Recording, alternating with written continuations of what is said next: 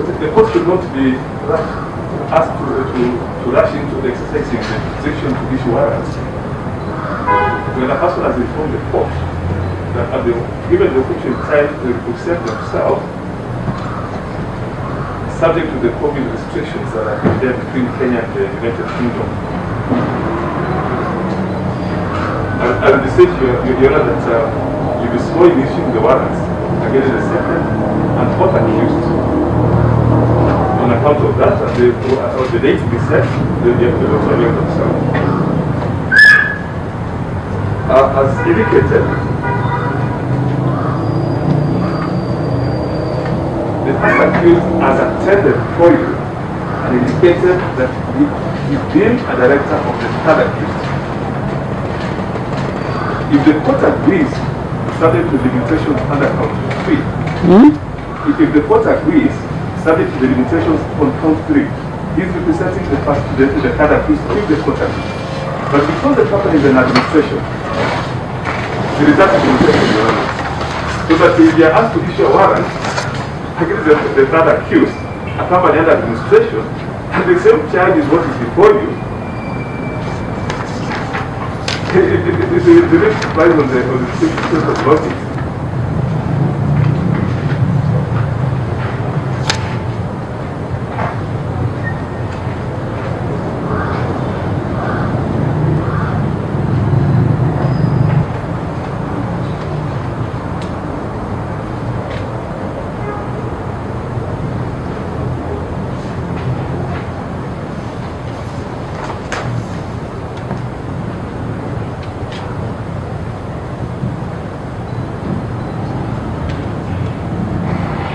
Mugeni are in agreement that we do proceed with respect to the first accused who is in court.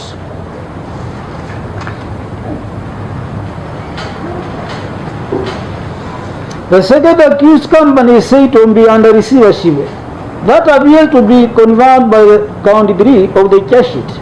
The defense counsel, Mr. Mungeni, submits that the first accused, who is the director of the third accused, cannot plead to the charges on behalf of the third accused without the consent of the administrator.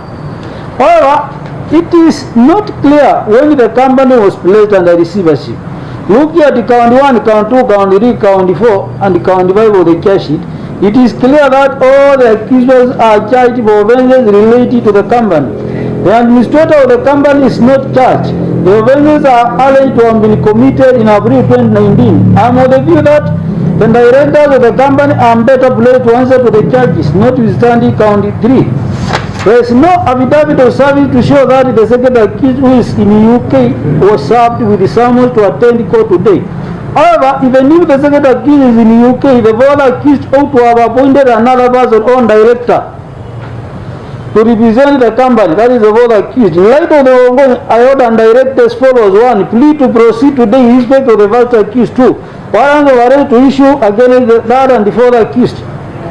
4. Summons to issue against the second accused to be served by the investigating officer electronically. Plus Limited and Super Akika Limited. On the 29th day of April 2019 at Midland Oilers Limited under administration offices along Changombe Road within Nairobi County in the Republic of Kenya. Being directors and the company respectively within there to defraud Prime Bank Kenya Limited shillings 706,989,000 99X of cases number XLRTG 85XCOE67458. 2. Motor vehicle registration number KBK 0990P. A case is number XLRT68XCOE673915. Motor vehicle registration number KBJ 990S. Facility of Kenya shillings 706,989,573 Kenya shillings granted to them That is Mother Brown Bangali jointly with others not in the go court, and we did that on the broad. This spot of boost to it motor vehicle and stage number.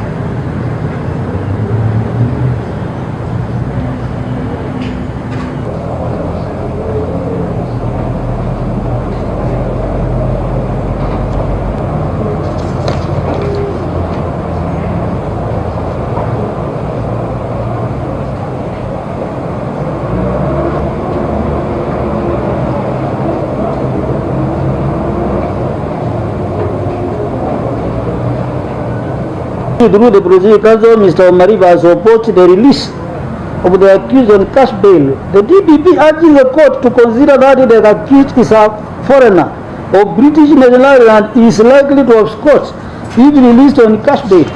The DPP urges the court to grant the accused bond with sureties to ensure that he attends court. Further, the DPP urges the court to consider the amounts of money stated in the charge sheet when setting bond terms. The application by the DPP are strongly opposed by the accused through his advocate, Mr. Morgan. The accused advocate has urged the court to consider the provision accused. He has further submitted that the accused should not be discriminated because he is a foreigner. The defense counsel has submitted that the accused has been out on police cash bail of Kenya till 100,000 and he presented himself a plea. It has also been submitted by the defense counsel that count 1 and count 2 are misdemeanors and that count 3, count 4 and count 5 are punishable with a fine but not imprisonment. The accused is willing to divulge his passport in court. The prosecution counsel has countered that the passport of the accused is under investigation by the investigating officer to establish whether the accused has got another nationality. The prosecution has also asked the court to exercise its discretion in setting bond terms but not to follow the cash bail set by the police. The judiciary is an independent institution. He has finally submitted that the fact that the accused has been charged before the court has changed the circumstances from the time before he was charged. The prosecution states that the fact that the accused is a foreigner is a prejudice, is a compelling reason not to release him. Mr. Mariba and the defense counsel, Mr. Morgan. I also consider the law related to bond and bail, in particular Article 49 of Article 1 of the Constitution, Section 123 subsection 2 of the Criminal Procedure Code. Bond and bail should be reasonable but not excessive. In setting bond and bail terms, the court should consider the circumstances of the case as stipulated under Section 123 subsection 2 of the Criminal Procedure Code. In my view, the circumstances of a case including the possibility of absconding, the gravity of the charges and the value of the subject matter.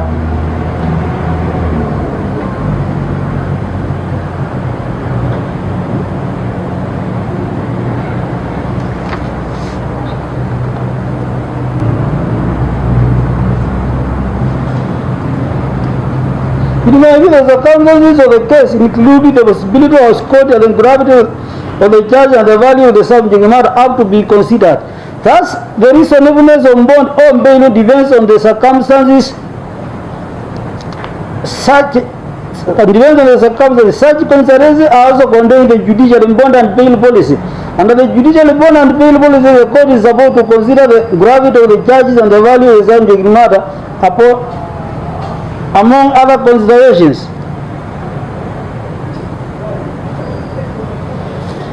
In count 1 and count 2, the value of the subject matter is Kenya shillings 706,989,273. The alleged disposition of the mortgage motor vehicles may make the bank, that is Prime Bank Limited, to lose Kenya shillings 706,989,273. The accused absconds. In case of conviction, a court may consider the value of the subject matter in setting the bond